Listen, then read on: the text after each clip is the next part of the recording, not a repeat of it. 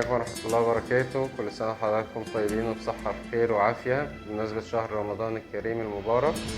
معاكم دكتور محمد الدمشيتي، استشاري جراحة الأوعية الدموية والقدم السكري.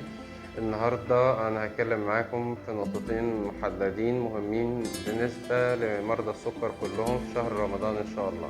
النقطة الأولى، مريض السكر يصوم ولا لأ، يفضل إن هو يصوم ولا يفطر.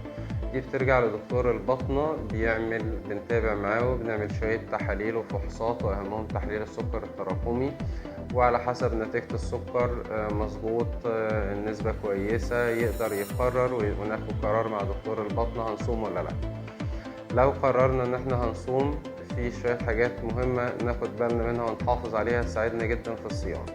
أول حاجة إن احنا نأخر وجبة السحور بقدر الإمكان، وإن احنا نحاول ندخل جزء من الدهون في وجبة السحور. ده هيقلل شعور الجوع وهيساعدنا طول فترة الصيام إن شاء الله. رقم 2، إن احنا نقلل المشروبات اللي بتحتوي على الكافيين لأنها مضرة للبول وبتقلل نسبة المية في الجسم.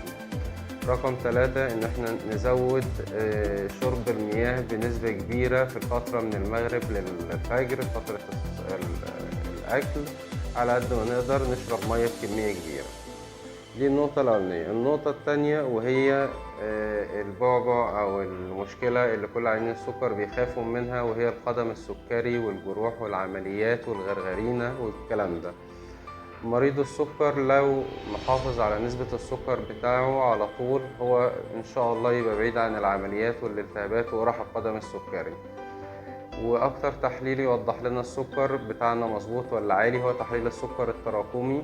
ولو احنا سكرنا متظبط في النسبة المعقولة 6.5 7، إن شاء الله ما يحصلش أي ورق ولا أي التهابات ولا أي مشاكل. تاني نقطة، في حاجة اسمها العناية بالقدم السكري.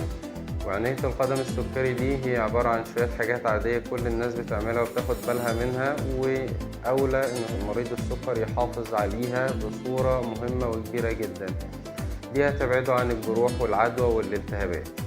زي وكلها حاجات بسيطة وكلنا عارفينها، زي قص الضوافر. إن لما بنيجي نقص الضوافر بنقص الضوافر بدوران، وبنحاول إن احنا منعملش بوز للضافر، بنحاول إن احنا منجرحش الجلد اللي حوالين الضافر. رقم 2، الفطريات اللي بتحصل بين الصوابع، ودي بيبقى مصدرها الرطوبة أو المية بعد الوضوء بعد الغسيل أو العرق، فلازم يكون فيه اهتمام بالمنطقة بين الصوابع وتنشيف باستمرار بين الصوابع عشان ما يحصلش فطريات.